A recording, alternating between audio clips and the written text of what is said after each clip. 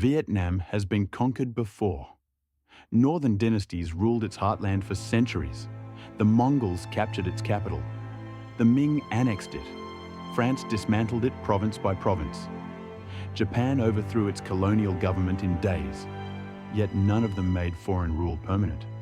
How could Vietnam lose cities, armies, dynasties, and generations of freedom, yet repeatedly outlast powers many times its size? Because its commanders learned to separate the appearance of victory from the reality of control. Again and again, they made an empire capture the wrong objective, divide its strength, and fight a war its logistics could not finish. But tactics alone do not explain 2,000 years of recovery. Beneath the stakes, ambushes, evacuations, and supply raids was a harder fact. Foreign armies could occupy Vietnam, exploit it, and govern it for generations. But they could not make Vietnamese independence feel permanently impossible. Defeated rulers returned as rebels. Failed rebellions became political memory. That memory survived long enough to find better commanders, stronger institutions, and another opening. Vietnam's most durable weapon was the refusal to accept that a lost war had settled the future. The geography offered both the invitation and the trap. The fertile Red River Delta could feed a large population and controlled routes between southern China and maritime Southeast Asia. Armies could enter through the Lam Sơn corridor, descend from Yunnan, or arrive through the Gulf of Tonkin. But those approaches narrowed into rivers, roads, and tidal channels that also carried every sack of grain and every reinforcement. Capture the Delta and an invader gained Vietnam's political center. Fail to protect the route behind it, and that same army could be stranded inside an empty capital. Geography did not guarantee survival. Rivers do not choose an ambush. Peasants do not empty granaries without organization, and monsoon heat does not distinguish an invader from a defender. What geography offered was a set of opportunities. Vietnamese survival depended on leaders who could persuade communities to absorb the cost of retreat, deny food to an occupying army, and keep fighting after the capital was gone. That combination of landscape and political will would decide nearly every campaign that followed. For this story, conquest means more than a border raid. It means an attempt to annex Vietnamese territory, destroy or replace its ruling order, or impose durable foreign control. And the first warning came before a unified Chinese empire ruled the region. In the 3rd century before the Common Era, Zhao Tuo, a former Qing commander, built the independent kingdom of Nanyue in southern China after the Qin collapsed. To the south stood Olac, centered on the fortified citadel of Ko Loa. Olac knew the terrain and possessed formidable defenses, but Nanyue could draw on a wider network of manpower, food, and political experience. Later legend explained Olac's fall through a magic crossbow and a betrayed princess. The military explanation is less romantic. A larger regional system isolated and absorbed a smaller fortress state. This was not a Qin annexation. It was the prologue to the imperial struggle that followed. In 111 before the Common Era, Han China was among the largest and best organized states on Earth. Emperor Wu's government could levy armies on several frontiers, move grain through an imperial transport system, and replace losses on a scale Nanyue could not match. When a divided Nanyue court resisted tighter control, Han columns attacked from several directions and destroyed the kingdom. The Red River region became part of an imperial system of garrisons, taxation, roads, and local administration. Militarily, the conquest was decisive. Politically, it began a much longer contest. Han power could remove a court in one campaign, but durable rule required something slower. Censuses, magistrates, tax collection, local collaborators, roads, and the gradual redirection of loyalty toward an emperor far to the north. The deeper that system reached, the more capable it became.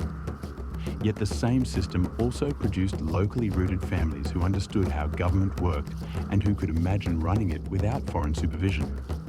That system endured in changing forms for roughly a millennium, but occupation created its own enemy. imperial government taught local elites how to collect revenue, organize soldiers, and claim political authority. At the same time, foreign rule preserved a separate memory of community. The Trung sisters revealed that tension in the year 40, when their rebellion spread with remarkable speed. Yet political reach was not the same as military cohesion.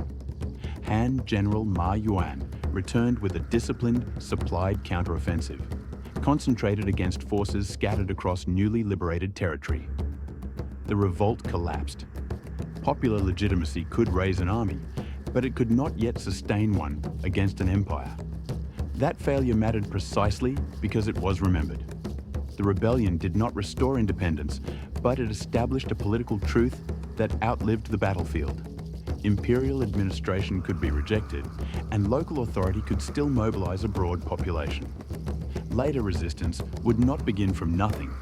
It inherited a memory of possibility, along with a warning that courage without logistics, concentration, and command was not enough. Successive northern regimes maintained control through garrisons, river transport, local auxiliaries, and alliances with regional elites. When those systems weakened, local power grew. Lai Bi founded Van Xuan in the 6th century, but the newly reunified Sui possessed far greater mobilization and reconquered it in 602. Final independence came only when Tang authority disintegrated centuries later. Vietnam did not defeat the Tang at its height. It learned to occupy the vacuum left when imperial money, troops, and orders stopped reaching the south. This is what the phrase indomitable will means in military history. It does not mean winning every revolt. It means that even a revolt crushed in one generation can preserve leaders, stories, local networks, and an expectation of self-rule for the next. Northern dynasties repeatedly restored control, but they never eliminated the constituency for independence.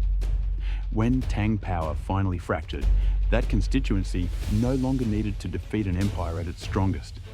It needed to survive the collapse and prevent the next claimant from rebuilding the old system. Then, in 938, the Southern Han tried to reverse that independence.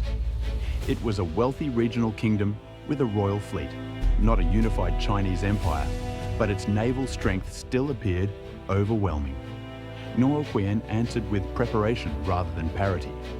He planted sharpened stakes in the Bach Dang riverbed, concealed by high water, then used smaller craft to lure the invasion fleet upstream.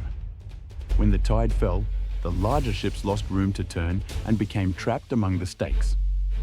Vietnamese forces attacked from the water and the banks. The stakes did not win by themselves. Intelligence identified the route. Engineering prepared the battlefield. Deception fixed the enemy in place. Timing removed its freedom of maneuver. Ngo Quyen turned an imperial highway into a controlled engagement zone, destroyed the fleet, and secured an independent state. Bach Dang transformed memory into proof. Foreign rule had lasted for centuries, yet it had not erased the ability to build a Vietnamese state. Still, victory created its own hidden cost. Independence now had to be defended every year, not merely declared once. A smaller kingdom would have to centralize, tax, recruit, negotiate, and sometimes yield diplomatically without surrendering politically.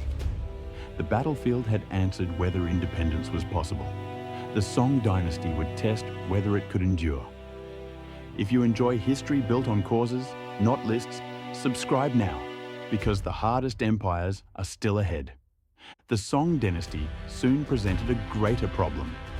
It governed one of the world's richest and most populous states, with mass arms production and a huge military bureaucracy. But it also faced powerful enemies to the north and northwest. Imperial capacity was enormous. Usable combat power on the Vietnamese frontier was not. Dai Viet could never match the whole Song state, but it could act before the expedition assembled. In 1075, Lai Thuong Kiet struck north into Song territory to destroy depots and staging areas. This was a preemptive campaign in a contested frontier war, not a simple defensive legend. When the Song advanced the following year, he anchored his defense behind the Nguyen Nguyet River, fortified crossings, disrupted naval support, and forced the enemy to consume supplies without gaining a decision. The Song army remained dangerous, but time now favored Dai Viet. Attrition and logistical strain opened the way to negotiation. Vietnam did not conquer the Song. It made continuing the campaign cost more than ending it. That was an important evolution. Resistance was no longer only a rebellion waiting for imperial weakness. It had become state policy, diplomacy to delay war, a preemptive strike to disrupt preparation, fortified depth to deny a quick victory, and negotiation to lock in the result. The very institutions once learned under Northern rule were now defending independence. But the enemy approaching next had destroyed far larger states than the Song expedition had ever threatened. Then came the most feared war machine of the medieval world. Mongol armies had destroyed states from northern China to the Middle East, sacked Baghdad, and reached Poland and Hungary. A later saying claimed that grass never grew where Mongol horses passed. It captured the terror they inspired, but it should be understood as legend, not a verified Mongol declaration. By the Vietnamese campaigns of the 1280s, however, the original Mongol Empire had fragmented. Dai Viet faced Kublai Khan's Yuan dynasty, which had completed the conquest of China in 1279. The Yuan could combine Mongol cavalry, Chinese infantry, siege engineers, surrendered Song sailors, and hundreds of vessels. The Tran kingdom had fewer people, fewer horses, and far less replacement capacity. Its advantages were political cohesion, local militia, rivercraft, elephants, shorter internal routes, and the ability to evacuate the court without dissolving the state. On paper, the imbalance was frightening. The Yuan drew soldiers, ships, weapons, engineers, and taxes from a realm vastly larger than Dai Viet. But empire-wide strength was not the same as combat power at Thang Long. Every soldier sent south had to be fed. Horses needed fodder. Fleets needed navigable water and protected anchorages. Multiple columns had to arrive on time and remain in communication. Dai Viet could not destroy the Yuan state. It could attack the chain that allowed a portion of that state to remain inside Vietnam. The first invasion in 1258 involved a field force probably measured in the tens of thousands, although estimates vary. Its purpose was connected to the wider war against the Southern Song. Yuan troops defeated the Tran army and entered Thang Long. But the court had escaped, food stores had been removed, and the invaders found possession without supply. Heat, disease, harassment, and a Vietnamese counterattack compounded the shortage. The Yuan withdrew. Capturing the capital had produced a tactical success, but not the political submission the campaign required. Imagine the reversal from the invaders' side. The gates had opened. The political center had fallen. Yet the palace was not a government. The streets did not produce food, and no surrender arrived. Somewhere beyond the city, the royal court still issued orders, and the Tran army still existed.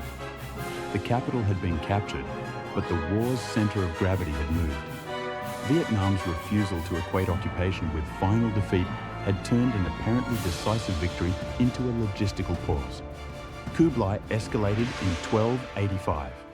A northern army advanced toward the delta, while another force pushed up from occupied Champa, aiming to crush Dai Viet between two axes.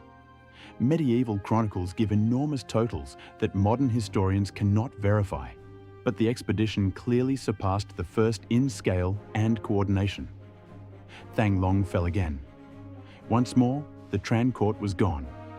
This time, withdrawal was not a simple option. The converging Yuan armies threatened to surround the court, split the country, and destroy the field forces that had escaped in 1258. The Tran leadership faced the most dangerous moment in the dynasty's history. Some nobles defected. The royal family moved under pressure. Local communities were asked to surrender grain, boats, homes, and sometimes entire towns, so the state could remain mobile. Strategic retreat was not romantic. It meant accepting humiliation in the present because survival still offered a future. Tran Hung Dao treated the field army and royal government, not the capital, as the true center of resistance. The Tran avoided destruction, emptied stores, moved along interior routes, and waited as Yuan columns dispersed to pursue the court and hold captured ground. Every garrison reduced the force available for a decisive blow. Every mile increased the food required to keep men, horses, and ships moving. When the northern and southern columns failed to close the trap quickly, Vietnamese forces regained the initiative, attacked isolated units, and drove the expedition out. That counteroffensive was possible because the Tran had preserved more than soldiers. They preserved confidence that evacuation was a maneuver, not an admission that the country had ceased to exist. Once UN units began searching for food and guarding separate routes, local intelligence told Vietnamese commanders where strength had become weakness. The smaller army stopped meeting the invasion at its strongest point. It began choosing fragments it could defeat. The UN adapted for a third invasion in 1287. This time, tens of thousands of troops and hundreds of vessels entered the theatre, supported by a maritime grain convoy. That convoy was not a secondary detail. It was the campaign's foundation. Near Van Don, Tran Can Du's forces intercepted it before it reached the main army. UN troops occupied Thang Long yet again. But without the missing grain, the conquest had acquired an expiration date. The strategic brilliance came before the famous river battle. By striking the convoy, the Tran changed every calculation inside the UN command. Remaining in the delta now consumed a finite stockpile. Foraging pushed soldiers farther from support and deepened local hostility. Retreat protected the army, but exposed fleets and columns along predictable routes. The UN still held superior forces in many local engagements, yet the campaign itself had begun moving toward a decision chosen by the defender. As the UN withdrew in 1288, Tran Hung Dao prepared the Bac Dang River with stakes, shore positions, scouts, and mobile naval forces. The Vietnamese did not merely repeat NgoQuien's trick. They integrated it into a larger operation that had already destroyed supply and forced retreat. At the chosen tide, the Yuan fleet entered the prepared channel. Falling water exposed the obstacles. Shore forces, fire attack, and Vietnamese craft struck a fleet whose maneuver space was disappearing. Admiral Omar was captured, the fleet was shattered, and the land columns fought north under pressure. The Tran had not defeated every UN unit or defended every city. They had preserved the state, attacked the supply system, and concentrated combat power at the moment an enemy formation became vulnerable. Tactical victory at Bac Dang completed an operational campaign of interdiction and a strategic decision to trade territory for time. Then came the final, often overlooked decision. The Tran resumed diplomacy. Tribute and formal deference gave the UN court a face-saving channel even while Kublai continued considering another campaign. Military resistance preserved the government. Diplomacy kept the frontier from remaining permanently at war. That combination turned battlefield survival into lasting independence. The will to resist was real, but it succeeded because commanders knew when to retreat, when to strike, and when to stop fighting. Vietnam was not only the victim in this history. Dai Viet expanded southward at the expense of Champa and Khmer territories, gaining rice, ports, manpower, and strategic depth. But expansion also created a long state that was harder to reinforce and more vulnerable to internal division. That division gave the next empire its opening. This complication matters. A people capable of resisting empire could also build one of its own. Southward expansion strengthened Dai Viet, but it also created new frontiers, new resentments, and a political system under greater strain. Military success increased the resources available to the state. The hidden cost was that succession crises and contested legitimacy now threatened a larger, more difficult realm. The Ming would not create that weakness. It would recognize it and move through it. The early Ming was a centralized military superpower under the ambitious Yongle Emperor.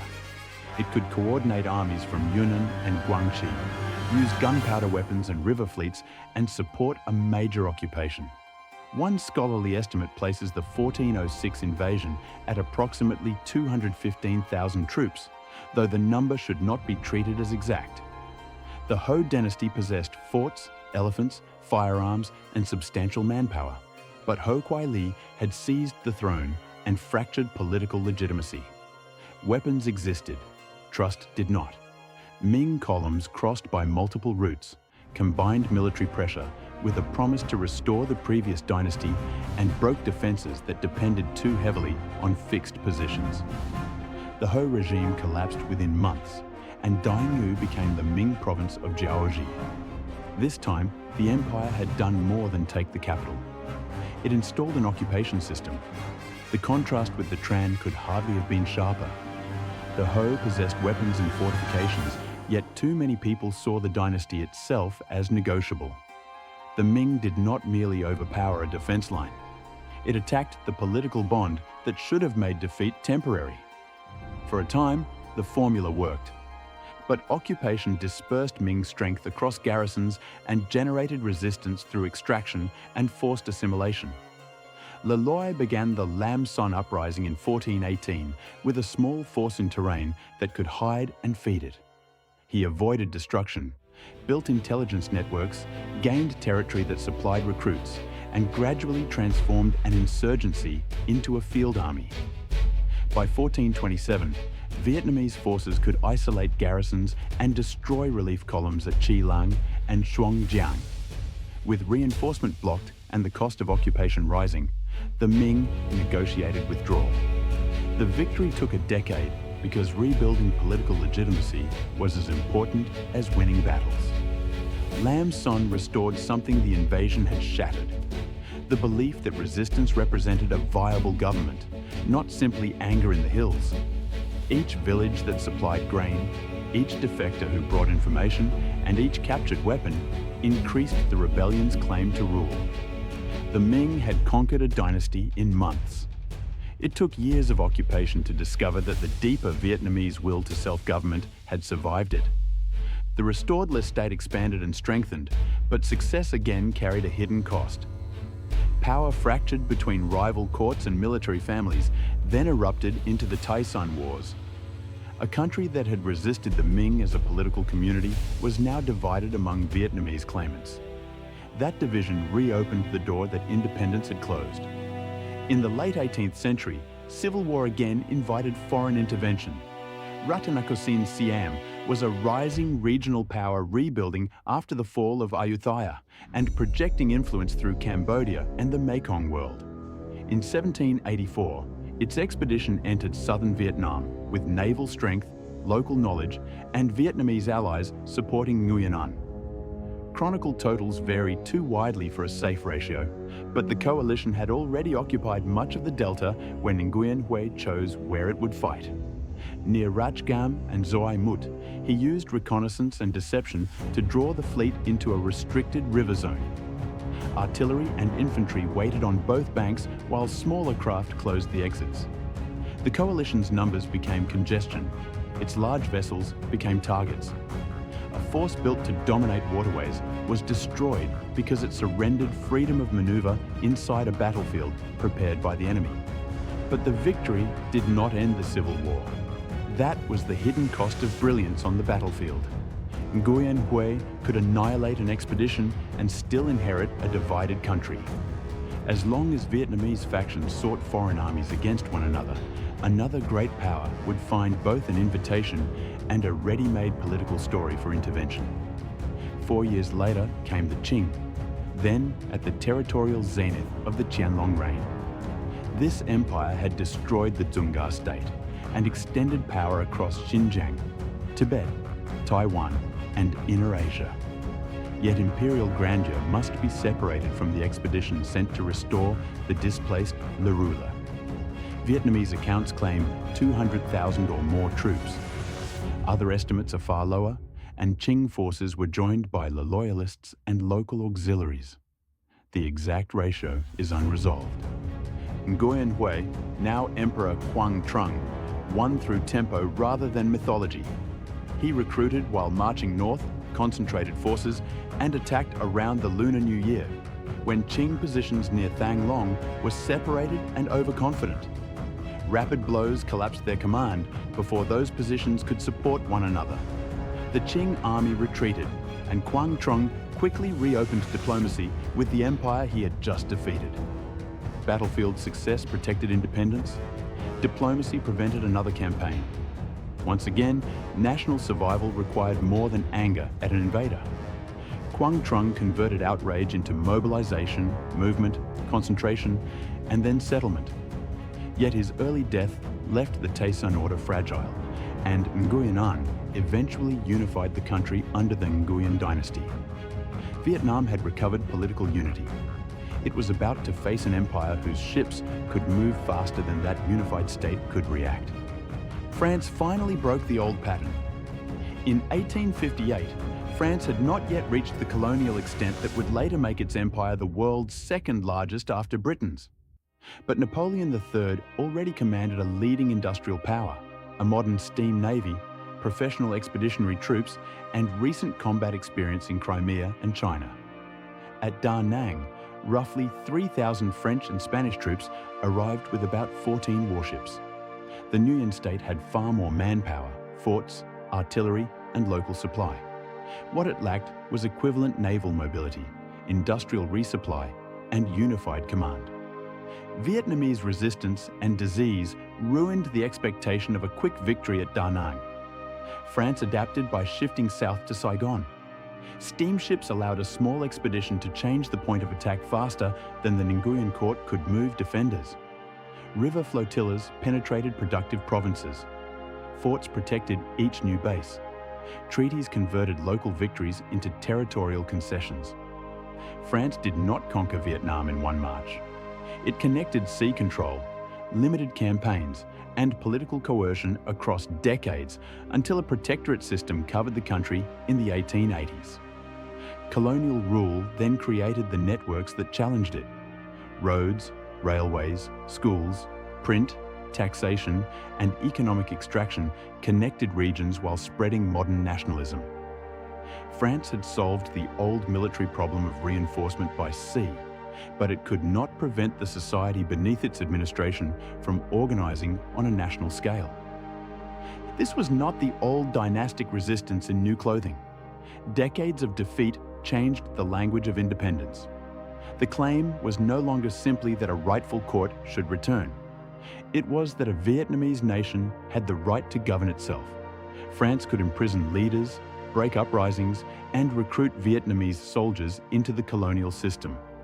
What it could not do was make that claim disappear. Foreign rule had again transformed Vietnam without completing its political absorption. Imperial Japan exploited France's defeat in Europe in 1940. Japan already controlled Korea, Taiwan, and Manchuria and was fighting across China, but its sweep through Southeast Asia came mainly after December 1941. In Indochina, it initially left the Vichy administration in place, using French officials as an economy of force occupation system. By March 1945, Japan was losing the wider Pacific War and feared an Allied landing or French defection. It struck first. About 55,000 Japanese troops faced French colonial forces that were larger on paper, perhaps 65,000, but dispersed and isolated. Only a portion was fully combat ready. Surprise, local concentration, and coordinated attacks against command centers collapsed French control within days. Japan won the operation, but destroyed the administrative structure that had made outside rule cheap. Its surrender 5 months later left a power vacuum the Viet Minh moved rapidly to fill. For Vietnamese nationalists, the lesson was electric. The colonial order that had presented itself as permanent had vanished in a matter of days, and the empire that destroyed it disappeared months later. Independence was no longer a distant inheritance. It had become an immediate contest over who could organize fastest inside the vacuum. France returned after the war as the owner of a vast colonial system, but as an exhausted European state increasingly dependent on American money and equipment. By 1947, it had roughly 115,000 troops in Indochina, along with aircraft, artillery, armor, and fortified posts. The Viet Minh began with guerrilla networks and developed into divisions supplied through the Chinese border after 1949. At Dien Bien Phu, France placed an air-supplied garrison in an isolated valley to force a conventional battle. Vo Nguyen Giap instead moved artillery, engineers, supplies, and manpower into the surrounding heights. Once fire closed the airstrip, the fortress became a trap.